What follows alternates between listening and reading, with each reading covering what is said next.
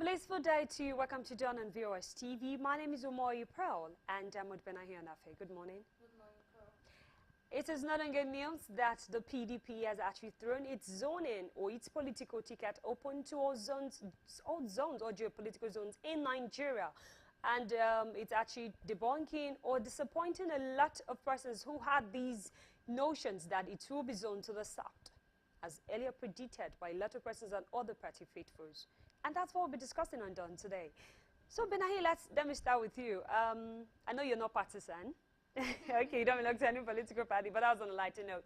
Now that the PDP has actually made its presidential ticket not zoned to any particular geopolitical zone in Nigeria, what's your take on that as regards to referred to bring up a lot of ethnic, tribal issues? Well, in a particular sense, them throwing it out, yes, the committee comprised of 37 persons with the Benue State Governor, Samuel Otom, being the chairman, or Shah heading it. What he's saying that, or when they agree that it should be made open, in one sense, you could be like, okay, anybody can participate. Anybody, we have Wiki, anybody literally can participate. But if you want to look at it from another sense, it could be that maybe there were underground measures put in place to ensure that it favors some persons. So you're the school of thought that it actually, the statement was actually made, or decision was made to favor some persons, political zones? The thing is, you can look at it from two perspectives, and I just made that known. You can look at it from, yes, anybody can participate. To not be a survivor of the fittest. Exactly. It's a free and fair ground that, yes, you want to participate, yes, you want to be an aspirant. Okay, shoot your shot. We are not going to create any barrier concerning that. Yes, and on the same, we can still look at it that, yes, this measure is just to, like, we're not openly saying, okay, this is the person or these are persons we want to favor, but it's going to favor some persons. In politics, there's always a game of interest. It's a game of interest anyways. But when I said ethnic rivalries, because some ethnic groups are already filming up. Okay, it's going to be like, let's be open, let's be candid, that a lot of persons, a lot of Nigerians, even most of the PDP faithfuls expected the zoning to be like zoned to the south, because the APC was already given these assurance or these notions to that to be zoned to the south. Duly, it is to be zoned to the south. But I think with all of this happening in PDP, I think there's a lot of drama really happening there. Yes, a lot of drama. Because it took time for them to make this decision yesterday. Why? I think coming from, because I heard that they spent several hours deliberating, talking before they reached this, got to this conclusion. And not so many months back, they had this PDP crisis, whereby one governor is out against. Is still on. Exactly, it's still on. So when they are, okay, this is your decision, but a lot of arguments were, yes, you agree, you disagree to agree, rather, but the hours put into this consideration and persons feeling all cheated and everything is still going to sponsor the idea that the crisis will still linger in that party. And I'm trying to buy the notion that they ought to copy, because the 2023 election is approaching. Yes, I am not going to say I'm standing for PDP or APC without that. These are the two major political parties in Nigeria. But if you want to really put yourself out there and be like, yes, I have a strong chance of winning as a party, you need to curb these issues. You need to sort it out. You need to put your party members in check. You need to ensure that all of you are on the same page. Yeah, it is good if the national chairman can actually do that. But you have to know he's not being a national chairman or presiding over babies, but adults who are also persons who step in power, to talk of Wike and the Edo State governor. But what I think is they should have actually zoned it to the south. But some persons in that same PDP were of this school of thought that yes, zoning to the south, especially those from the north, because at a point it's really going to favor them in the primaries. Those who have, we've had two presidents from the south, a person of Olusegun Obasanjo and Billy Jonathan, and they were like, what did they really do? But people of the south to say the north have been taking, I think, Apple time and Apple terms in power. What have you guys really done? somebody from your side is even in power, and what has it really done? Though not from PDP. So I think it's more of an ethnic war. It is. It's than the political interest, because that is overclouding a lot of things, I think. Yes.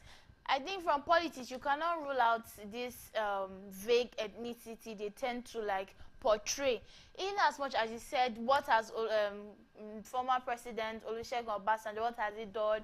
And but he has done a lot. Wait, I'll come in, and then what has Goodluck Ebele done?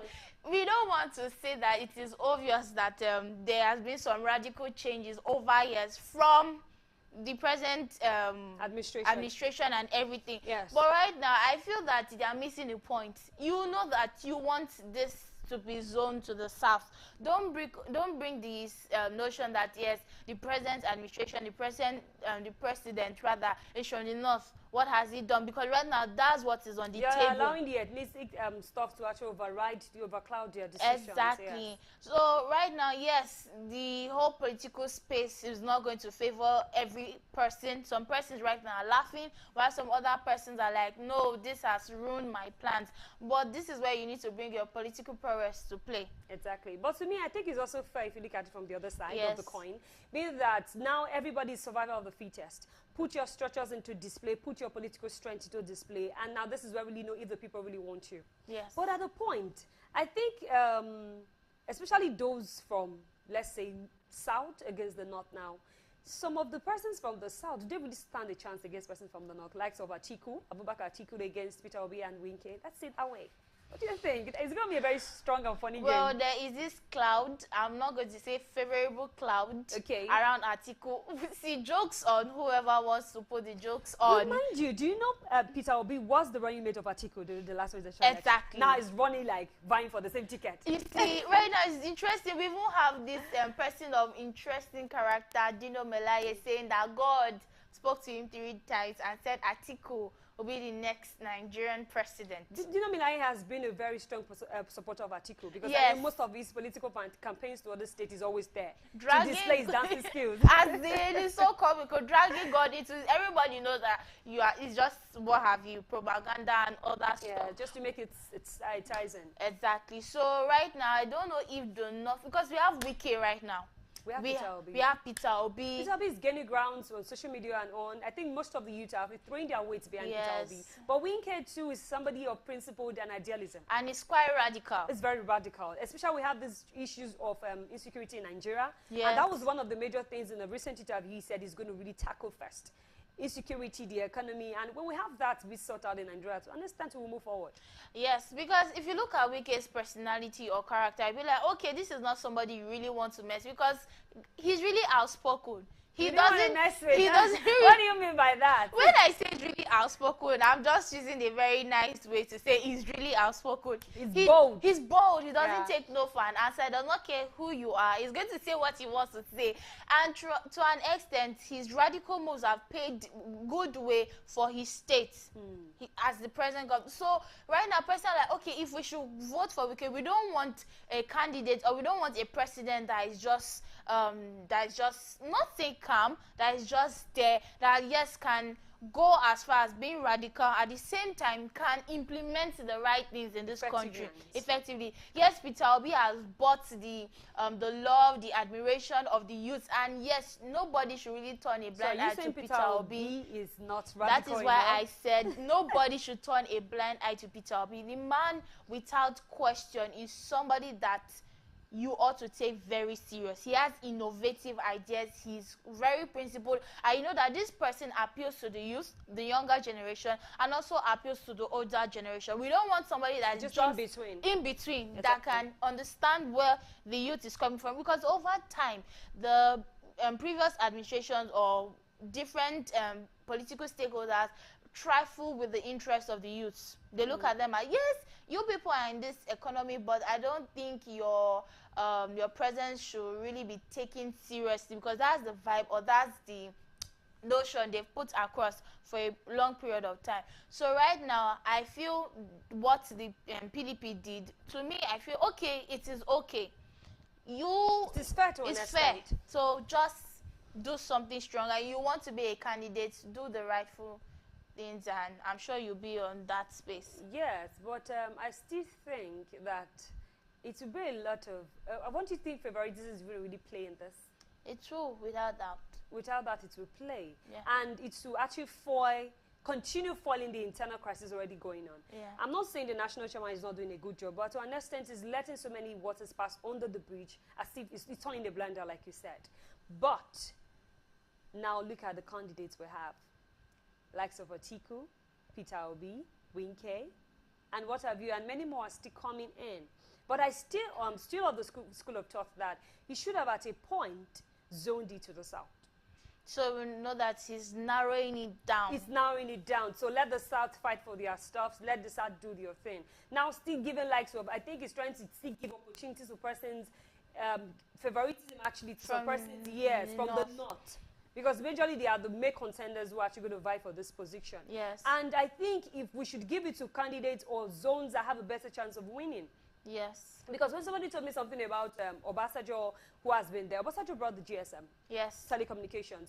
I think Good Olibiri Jonathan, working with Yado then, actually put a stop to this militancy, at least with barest minimum, until now started having Boko Haram and bandits and bombing tracks. Yes, innovations. Innovations too. Even most of the railways were actually built by Good Jonathan, although we're not commissioned yet for work.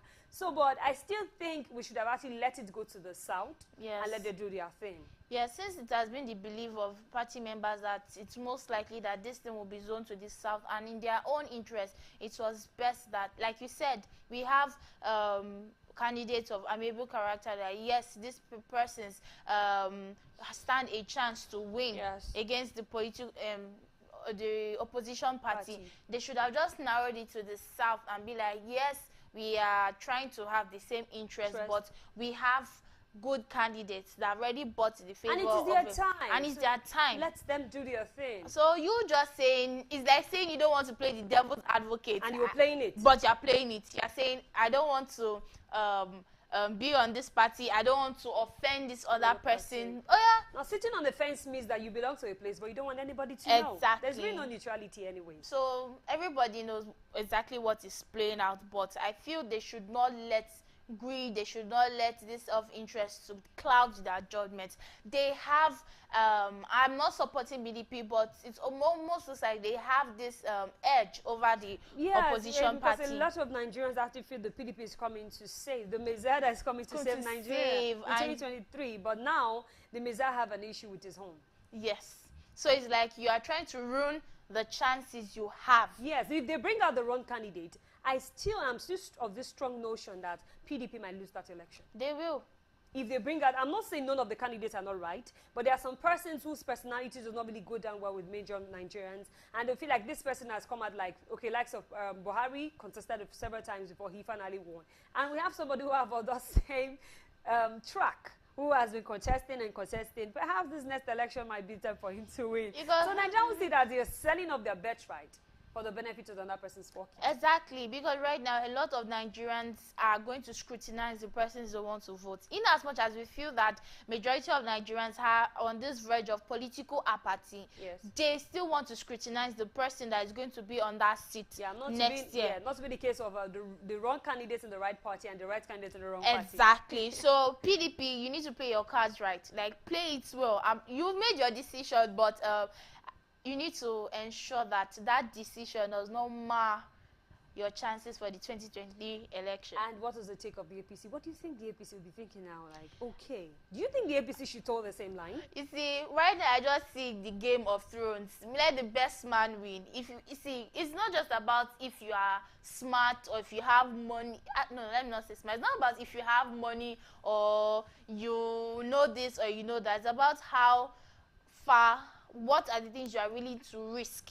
APC right now are studying the cards of the PDP. Exactly. And we are talking day to day, know what is going on. They will just leverage on this. Okay, these people are having a crisis. Let us play this. Let us put this. Let us put that. Yes, we have Bola Ahmed Tinubu. He has on the front runners. Yes, and other persons that are also coming up.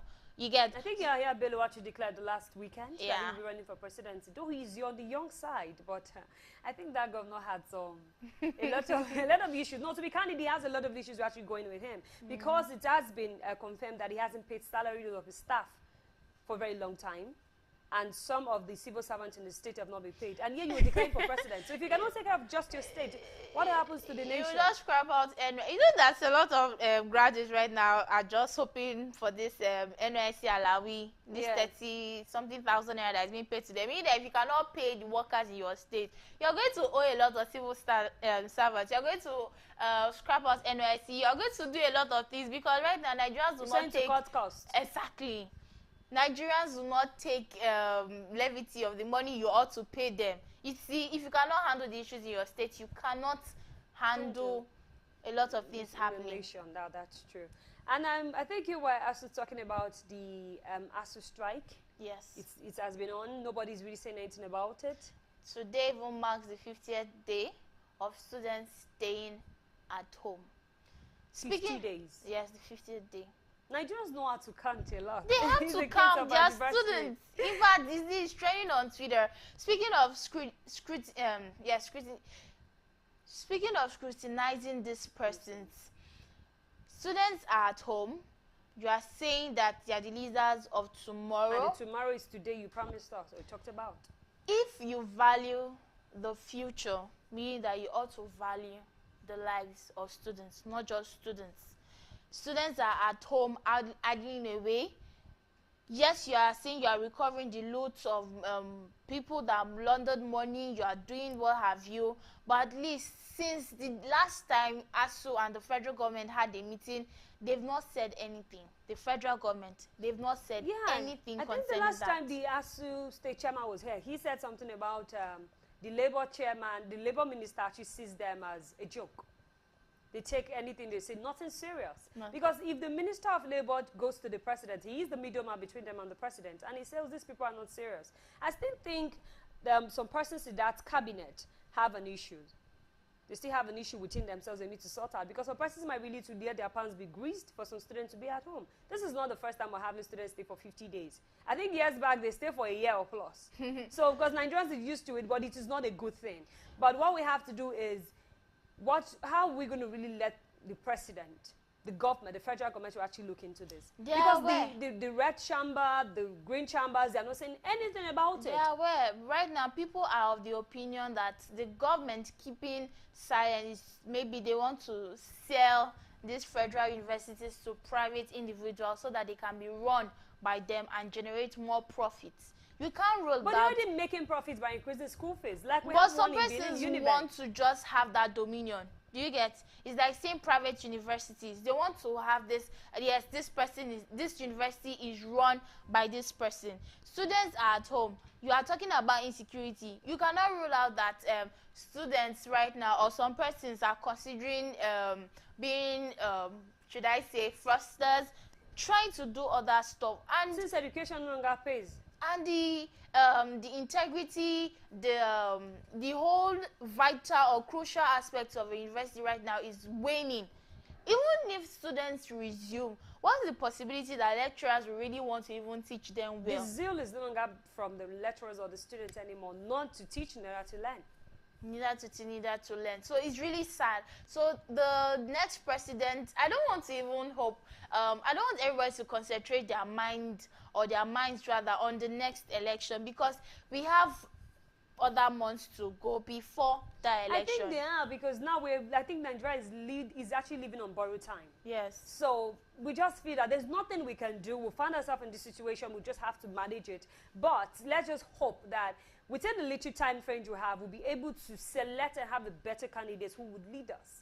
Yes. Because if we don't look forward to that, it's like you're looking forward to Christmas, end of the year. So that is what we're looking forward to, that 2023 elections, because that is the only time we'll get the freedom or the liberation we want, and our franchise will be properly exercised, and we'll make sure we have free, fair, and credible elections to have a better Nigeria. Because the way it is right now, I think nothing is really, little or nothing is really moving. It's just perhaps crawling. Like you said, little or nothing is really working. And I want to even say that even if you get the great or the best candidates, we need to hold them accountable. And I want them to not just develop, maintain systems that, yes, in your manifesto, you said you are going to do this. What is the time frame in which you want to implement that? Because whether we like it or not, we are owing debts.